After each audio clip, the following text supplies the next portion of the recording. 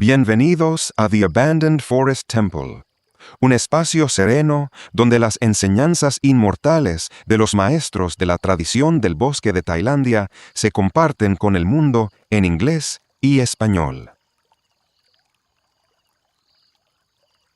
En el siglo XX, el mundo occidental comenzó a conocer al ejército del Dhamma de la meditación Kammatthana, de la tradición del bosque, liderado por Luang Pu Man Buridato. Pero si retrocedemos en el tiempo, casi 100 años antes, durante la era de la construcción de la nación de Siam, hubo un venerable anciano, Thera, que fue como un pilar y un refugio espiritual para la gente de esa época. Él fue quien purificó y difundió el Chinabanchorn Gatha, un canto sagrado Gatha, que se cree posee el poder del Buda, Buddhanubhava, para proteger del peligro y traer felicidad y prosperidad. Su santidad, Fra Buddhacharya To Brahmaransi. Un noble monje iluminado, Aryasanga, de 3 reinados.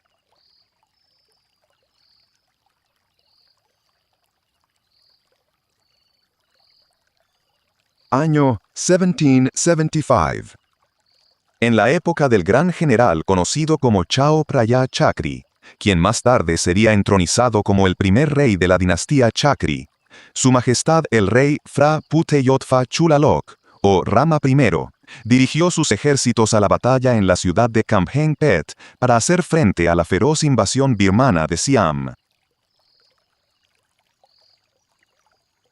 Un día, después de inspeccionar sus tropas, exhausto y con una sed extrema, detuvo su caballo para descansar en un granero en el borde de un campo de arroz. Allí conoció a una hermosa joven llamada Ngud, hija de Ta Phon y Yai La. Cuando le pidió agua, Ngud demostró una inteligencia impresionante. Sacó agua fresca de una vasija de barro, esparció pétalos de loto en el cuenco hasta llenarlo, y se lo ofreció. Al ver esto, Chao Phraya Chakri preguntó con curiosidad: «Tengo mucha sed, ¿por qué te burlas de mí esparciendo pétalos de loto de esta manera?» Ngud respondió con voz humilde pero llena de sabiduría: «No lo he hecho con la intención de burlarme de usted. Lo hice porque vi que estaba muy cansado y sediento. Si bebe agua demasiado rápido, podría atragantarse y sentir calambres. Estos pétalos de loto le ayudarán a beber lentamente, protegiéndole así de cualquier peligro». La respuesta de Ngud asombró a Chao Phraya Chakri por su inteligencia y consideración. La impresión se convirtió en amor y afecto. Conversó con ella hasta que Ta Phon y Yai La regresaron, y entonces pidió la mano de su hija según las costumbres de la época, entregándole su anillo personal como prenda de compromiso. De esa relación nació en silencio un niño, el hijo real no reconocido oficialmente de Chao Phraya Chakri. Fue este último Chao Phraya Chakri quien en el futuro reinaría sobre Siam como Rama I de la dinastía Chakri. Poco tiempo después, Chao Phraya Chakri tuvo que regresar con sus tropas a Thonburi. Se despidió de Ngud, que estaba en las primeras etapas del embarazo, sin saber que sería una separación definitiva como marido y mujer. Ngud, junto con sus padres, se mudó para comerciar en barco entre las ciudades del norte y Thonburi. Cuando su embarazo llegó a término, se establecieron en una casa flotante en el área de Bang Khun Prom. Y en el año 1776, en una noche de miércoles del 6º mes lunar, dio a luz a un hijo de piel clara y cuerpo robusto y sano.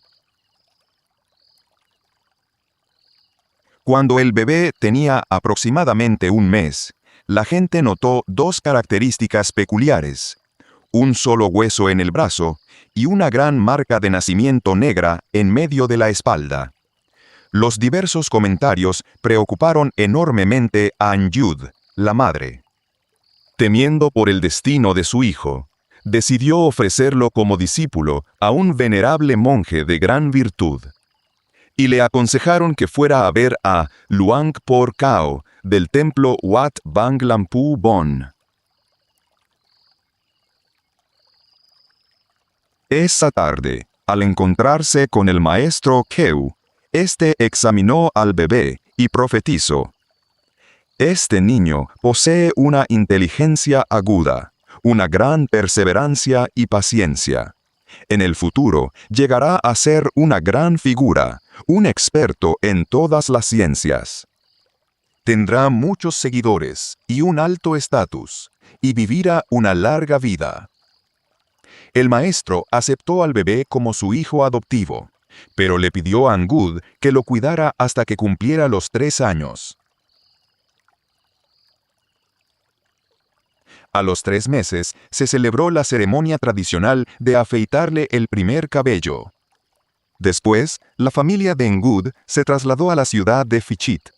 Allí prosperaron en el comercio y se convirtieron en patrocinadores del gran templo de la ciudad, ganándose el respeto del venerable Phra Kruyai, el abad, un experto en hechizos y encantamientos sagrados.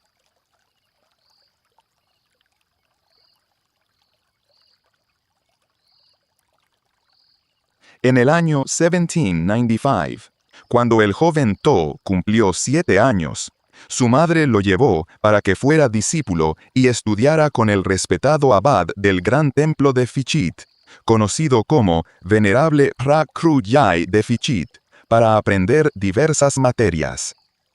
Con una inteligencia y diligencia excepcionales, a los 13 años participó en la ceremonia del nudo superior y, poco después, impulsado por una fe inquebrantable, se ordenó como novicio.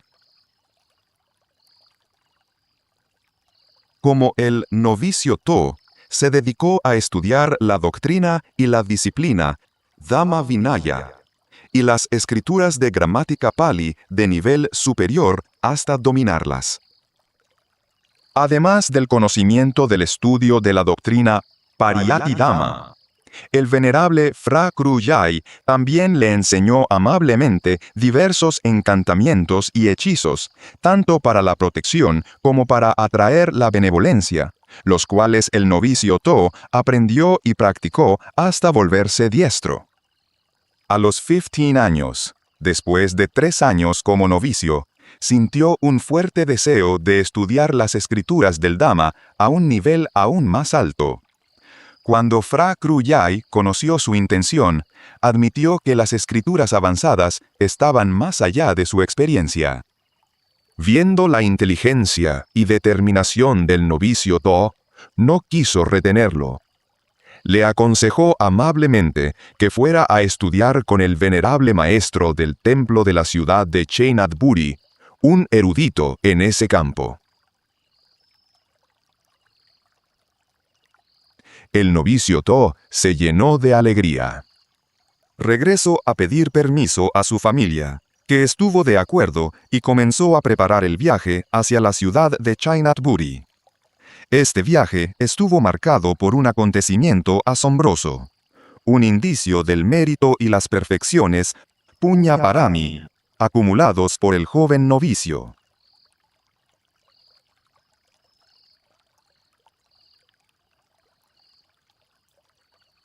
El barco navegó durante 2 noches hasta llegar al muelle frente al templo de la ciudad de Chainatburi por la noche. Los remeros atracaron el barco para descansar, mientras todos dormían profundamente.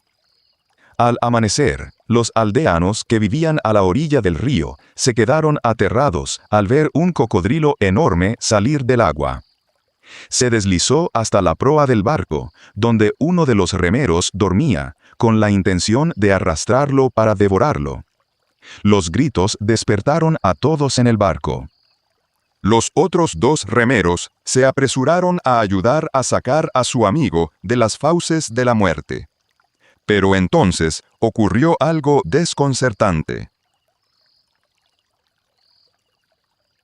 Mientras todos estaban en pánico, El novicio To, que se había despertado para sentarse en desarrollo mental, Bhavana, dentro de la cabina del barco, observó cómo, de repente, el gran cocodrilo comenzó a comportarse de forma extraña. No podía abrir la boca. Su cuerpo se puso rígido. No podía hundirse ni nadar para escapar. Parecía haberse quedado sin fuerzas de repente. El suceso dejó perplejos a todos los que lo presenciaron.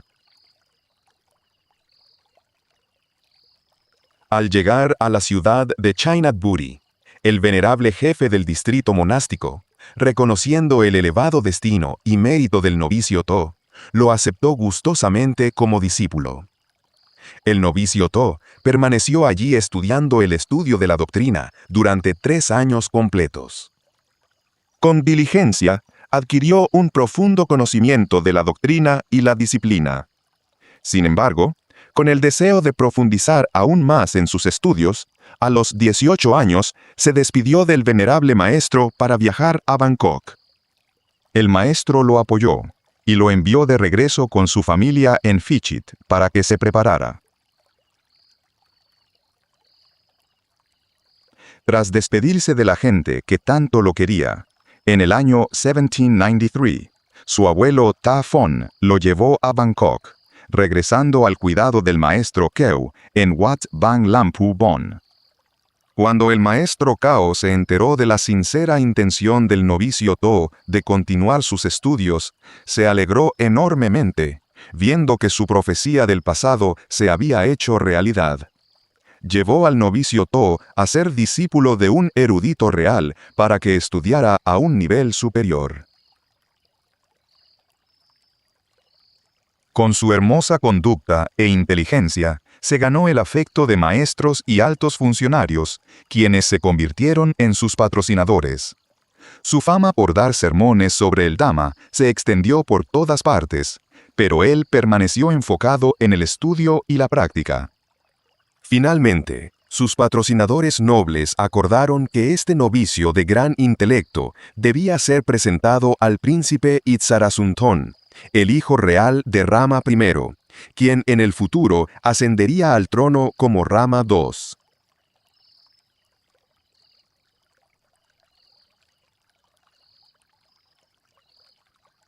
Cuando llegó el momento de la audiencia, el novicio To se presentó ante su Alteza Real, el príncipe.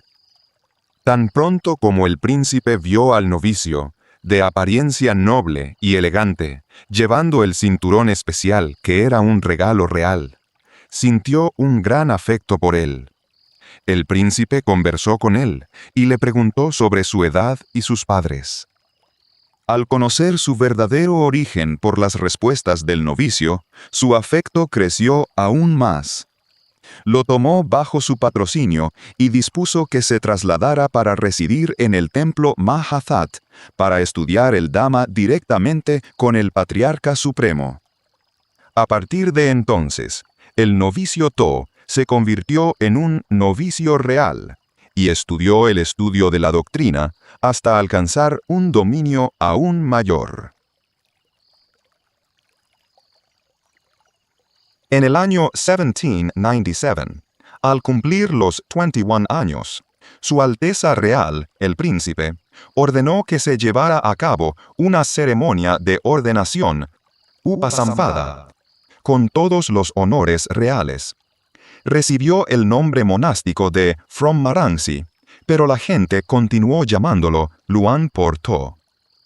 Después de eso, Luang Por To regresó para residir en Wat Mahathat, estudiando más a fondo el canon Pali, Tipitaka, con Sondet Prabhanarat hasta volverse un experto.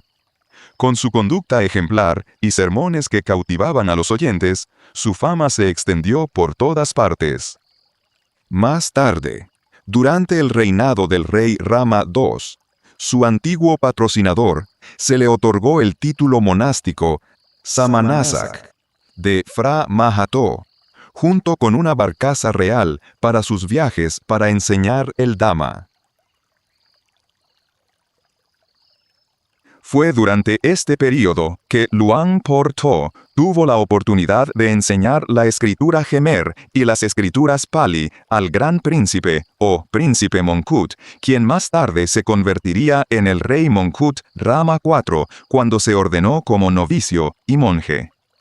Su estrecha relación y personalidades compatibles forjaron un profundo vínculo entre ellos a partir de entonces. Luang Por Tho era un monje sereno y humilde, no ostentoso.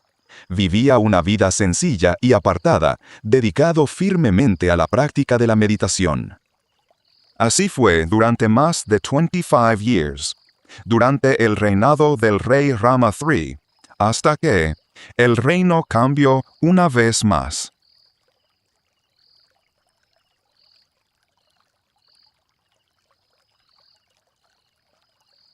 En el año 1851, el rey Rama III falleció. Los nobles y funcionarios del gobierno invitaron unánimemente al príncipe Mongkut, quien había sido discípulo de Luang Por Tho durante su vida monástica, a que dejara los hábitos y ascendiera al trono como el rey Mongkut o Rama UV. Cuando Luang Por Tho, que entonces tenía 64 años, se enteró de la noticia, hizo algo que nadie esperaba.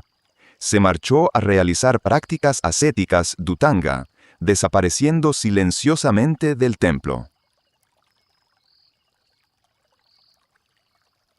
Cuando el rey Mongkut ascendió al trono, el discípulo convertido en rey recordó inmediatamente a su antiguo maestro.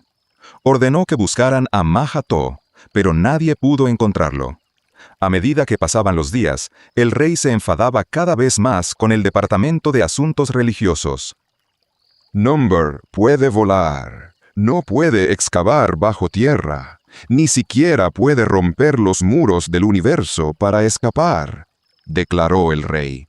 Encuéntrenlo de inmediato. Ordenó a Fra Yana Bodhi que lo buscara, pero no hubo rastro. Finalmente, el rey proclamó con firmeza: «Lo buscaré yo mismo». La orden real fue enviada a los gobernadores de todas las regiones, norte, sur, este y oeste, para que arrestaran a Fra Maha Tho y lo enviaran de regreso a la capital. Se desató el caos en todo el reino y la comunidad budista. Gobernadores y líderes monásticos se unieron para inspeccionar a cada monje peregrino y visitante que pasaba por sus áreas. Pero Luang Por Tho utilizó las artes místicas que había aprendido. Su maestro llamaba a esta técnica Narayana transforma su forma. Podía cambiar su apariencia física, haciendo que aquellos que lo conocían no lo reconocieran. Incluso si se encontraban cara a cara, lo veían como otro monje y le permitían continuar su camino sin problemas. Por compasión hacia los muchos monjes inocentes que sufrían arrestos e interrogatorios en la búsqueda, Luang Por Tho decidió poner fin a su huida. Se rebeló a un jefe de aldea en un pueblo remoto y aceptó ser escoltado de regreso a Bangkok para presentarse finalmente ante el rey. Cuando el rey Mongkut vio a su antiguo maestro, habló con voz más suave. «Ahora es mi turno de gobernar el país.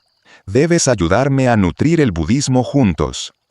Entonces emitió un decreto real otorgando a Luang Por Tho el título de Phra Dhammakiti y nombrándolo abad del templo Rajan Kositaram. A partir de ese momento, comenzó un nuevo capítulo en su vida, como el venerable abad del templo Rajan, quien crearía muchas más leyendas memorables y más tarde sería conocido como Somdet Tho.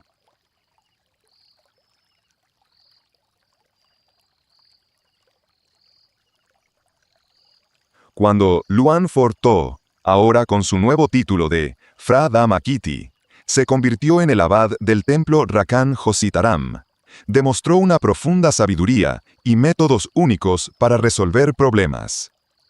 En muchas ocasiones, utilizó medios ingeniosos para enseñar el Dhamma y resolver conflictos de manera asombrosa. La venganza se acaba al no guardar rencor. Cuando estalló una violenta disputa entre monjes en el templo Rajan. La decisión de Luang Por To de culpar primero al monje herido llevó a que el asunto fuera denunciado a Somdet Phra Vanarat, el jefe de la región monástica.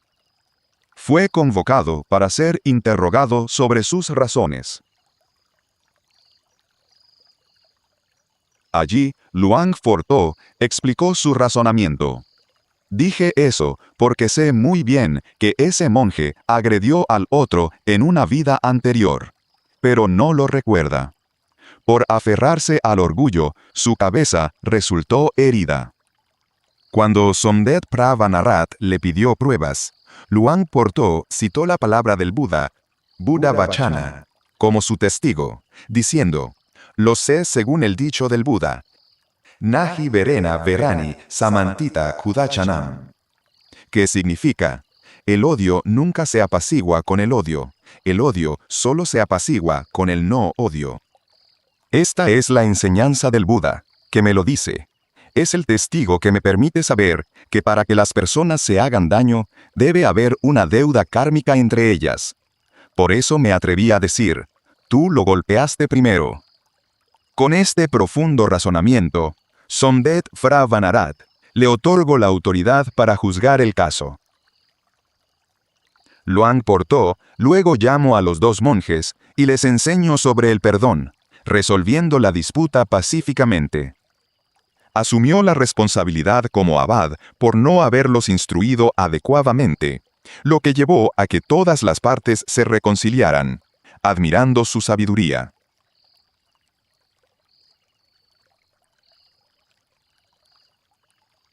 Permítame ponerme bajo su protección. En otra ocasión, dos monjes en el templo Rajan comenzaron a discutir y a insultarse a gritos. Luang Por To, que estaba descansando fuera de su celda, fue testigo del incidente. No intervino con regaños, sino que se levantó, entró en su celda, preparó flores, incienso y velas en una bandeja, y caminó directamente hacia los monjes que discutían. Se arrodilló en el suelo. Levanto la bandeja de flores en ofrenda a los dos adversarios, y suplico con humildad. Oh, venerables señores, protéjanme por favor, me encomiendo a ustedes. He visto lo increíblemente hábiles que son, realmente hábiles mis señores. Les ruego que me acepten bajo su protección.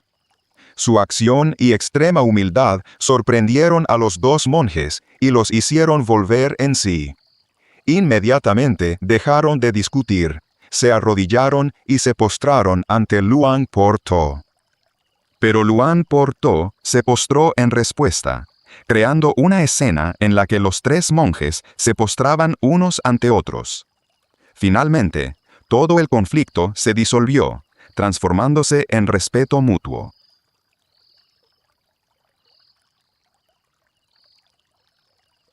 Enfrentando a los eruditos. En la residencia del regente, se organizó una reunión de eruditos de diversas naciones para intercambiar conocimientos sobre filosofía y religión. El Chao Phraya invitó a Luang Por To a dar un discurso sobre el Dhamma como representante de los eruditos de Siam. El día del evento, los eruditos unánimemente honraron a Luang Por To, pidiéndole que fuera el primero en hablar. Luang Por To subió al estrado en medio de un silencio total, y comenzó su discurso repitiendo solo dos palabras una y otra vez. Consideración. Vicharana. Gran consideración. Maha Vicharana. Consideración. Gran consideración. Murmuró estas palabras durante casi una hora. El Chao Phraya se acercó y le susurró. Venerable señor, por favor, explíqueles un poco más. Luang Por To Entonces levantó la voz un poco y repitió las mismas palabras durante otra hora, hasta que el Chao Phraya tuvo que recordárselo por segunda vez. Esta vez, Luang Por To gritó a pleno pulmón: ¡Consideración!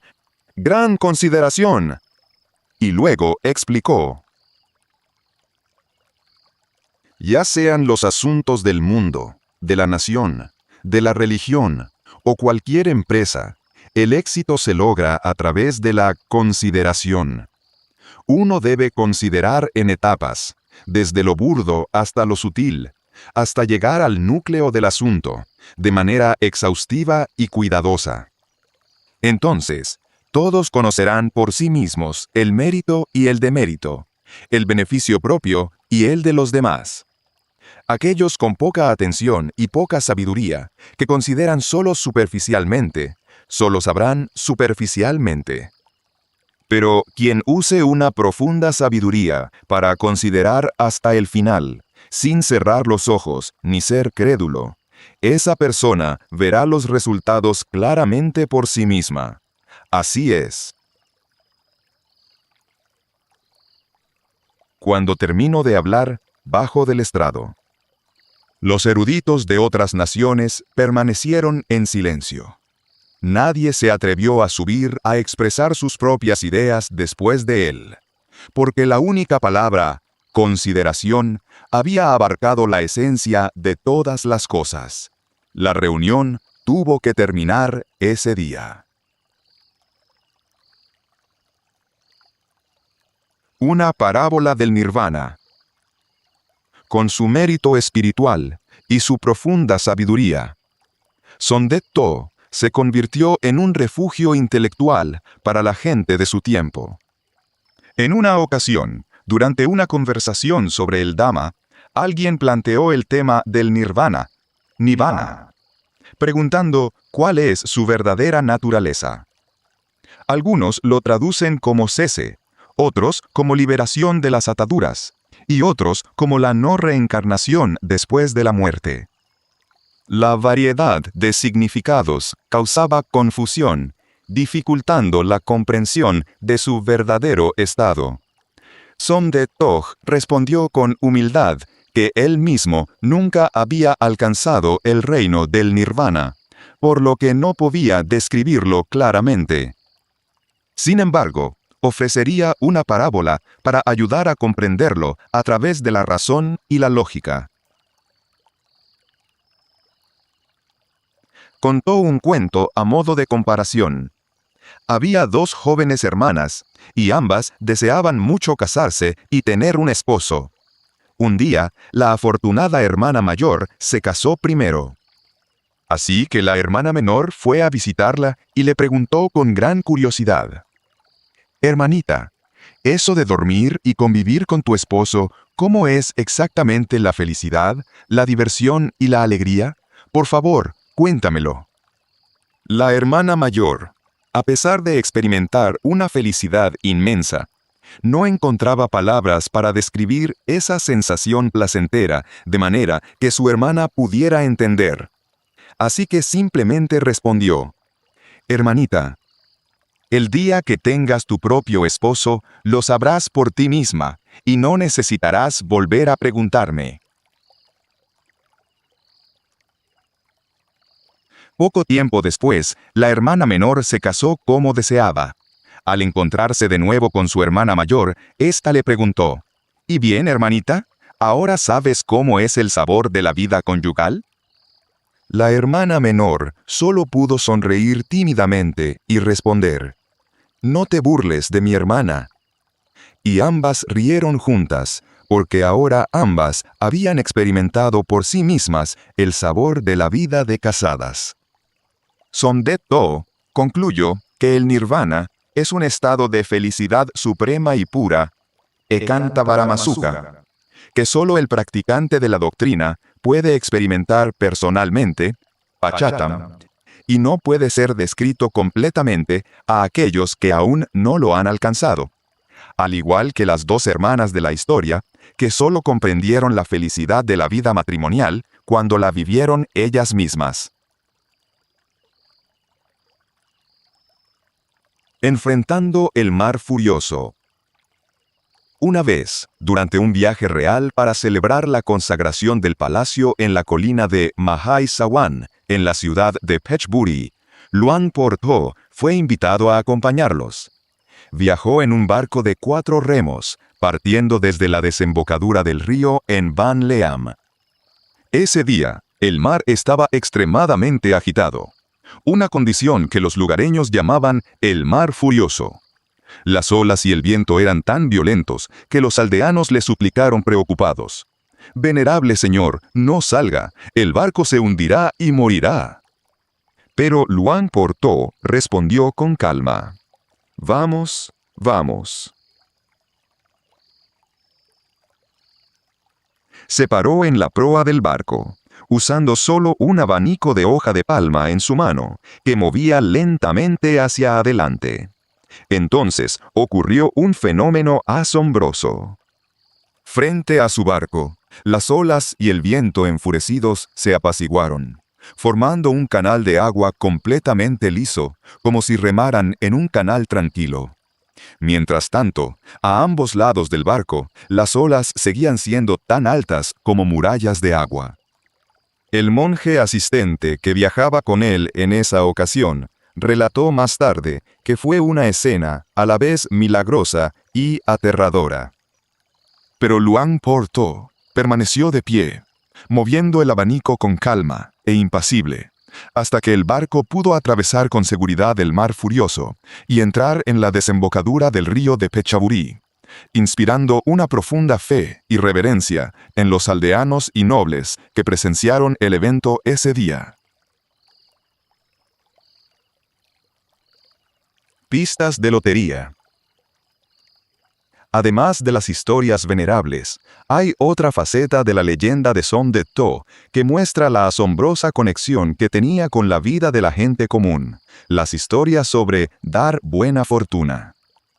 En esa época, la lotería popular en Siam no era de números como la de hoy, sino la lotería Go Ho, que consistía en adivinar qué letra del alfabeto tailandés saldría. Por esta razón, la gente a menudo interpretaba sus palabras o acciones como letras para apostar.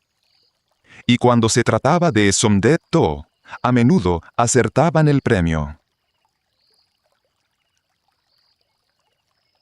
Por ejemplo, una niña que vendía dulces en su barca llegó al templo Rajan. Él le pidió a un discípulo que le comprara 2 platos. Cuando iba a pagar, la niña dijo que se los ofrecía. Él le repitió insistentemente: «2 platos, jovencita, 2 platos», incluso gritándole mientras su barca se alejaba. Cuando la niña se lo contó a sus padres, se dieron cuenta de inmediato. La palabra plato, chan, en tailandés, comienza con la letra cho, chan. Así que apostaron por esa letra en la lotería y ganaron el premio gordo. En otra ocasión, regresaba de un viaje por las provincias. Al llegar a la desembocadura del canal de Bangkok Yai, se paró en la proa del barco, golpeando una bandeja de latón con su mortero de betel y gritando todo el camino: «¡He vuelto! ¡He vuelto!». Los aldeanos que lo oyeron lo interpretaron de diversas maneras. Pero un grupo pensó que al gritar «he vuelto» podría estar insinuando que la letra ganadora anterior volverá a salir. Así que todos apostaron por la misma letra que había salido antes. Y al día siguiente, la lotería repitió la misma letra. En realidad, Luang Por Tho nunca tuvo la intención de dar pistas de lotería a nadie. Sus acciones y palabras eran naturales, llenas de compasión y sabiduría. Fueron los aldeanos quienes las interpretaron según sus propias creencias.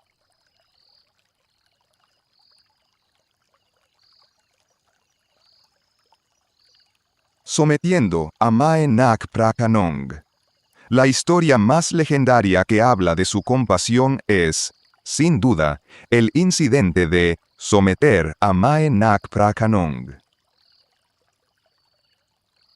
Para aquellos que no la conocen, la leyenda de Mae Nak Prakanong es una de las historias de fantasmas más famosas y creídas de la historia tailandesa, que se cree que ocurrió a principios del siglo XIX, durante el reinado del rey Rama III. Es la historia de una joven llamada Nak, que murió trágicamente junto a su hijo nonato, mientras su marido estaba en la guerra. Debido a su fuerte amor y apego a su esposo, su espíritu no pasó al más allá, sino que permaneció en su casa junto al canal de Phrakanong, mostrando una ferocidad aterradora hacia cualquiera que intentara decirle a su marido la verdad, que ella y su hijo habían muerto. En esa época, la fama de la ferocidad del espíritu de Nang Nak infundía terror en todas partes. Se contaba que podía estirar sus brazos a través del canal para recoger limones, lo que aterrorizaba a los aldeanos hasta el punto de que no se atrevían a pasar en barca por su casa al anochecer. Se decía que su espíritu mataba brutalmente a quienes la ofendían o intentaban revelar la verdad. Su fantasma acechaba a quienes pasaban por el canal de Phrakanong por la noche, sin exceptuar a los monjes y novicios del templo, que estaban tan asustados que ninguno se atrevía a dormir solo. Varios exorcistas con poderes místicos intentaron someterla, pero ninguno pudo igualar la fuerza de Nang Nak. Cuando la noticia de esta aflicción llegó a oídos de Luang For To, viajó al templo Mahabut en el canal de Phrakanong. Al caer la noche, se sentó a recitar encantamientos en la boca de la tumba de Nang Nak y convocó a su espíritu para conversar. Nadie sabe de qué hablo o qué acuerdo con el espíritu de Nang Nak, pero al final, exhumo un trozo del hueso de la frente de Nang Nak. Llevo ese trozo de hueso de regreso al templo Rahang. Lo pulio hasta que quedó liso. Inscribió símbolos yantras en él, y lo convirtió en un paneng, o talismán de hueso, para llevarlo atado a la cintura, a donde quiera que fuera. Se dice que lo hizo para permitir que el alma de Nang Nak participara en el mérito y estuviera cerca del budismo cada vez que él practicaba el Dhamma. A partir de ese día, el espíritu de Nang Nak Prakanong nunca más volvió a aterrorizar y causar problemas a la gente. Aún así, se cuenta que su espíritu conservaba un carácter juguetón y le gustaba aparecerse para bromear con los novicios en el templo Rahang, hasta que Sonde To tuvo que reprenderla con compasión. «Oh Nang Nak, no molestes a los venerables novicios», y el espíritu se calmó. Se dice que él no sometió ni destruyó su espíritu, sino que usó el amor benevolente, metta, para liberar a ese espíritu del apego y guiarlo hacia un renacimiento feliz. Su acción en esta ocasión demostró la verdadera esencia del budismo, que se centra en ayudar a todos los seres a liberarse del sufrimiento con compasión, no con violencia. Sus inspiradoras historias y su conducta hicieron que su fama se extendiera por todo el reino. En 1865, el rey Mongkut Rama IV le otorgó el título de Su Santidad Phra Gulacharya, el más alto honor de su vida. Y ahora, la gente de todo el país lo llamaba con el máximo respeto y afecto, Sonde To.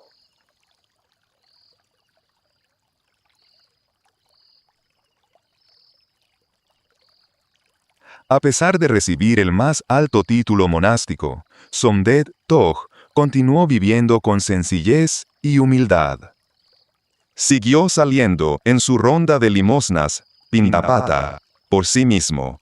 Hablaba con los pájaros con compasión, y continuó construyendo grandes imágenes de Buda como ofrenda. inició el proyecto de construir una gran imagen de Buda en postura de meditación en Wat Bang Khun Prom Nai. Actualmente, Wat Intarawihan. Él mismo preparó el polvo sagrado para crear pequeños amuletos budistas, Phra Krueng, conocidos como Phra Somdet, para ser consagrados dentro de la gran estatua y distribuidos a quienes hacían donaciones.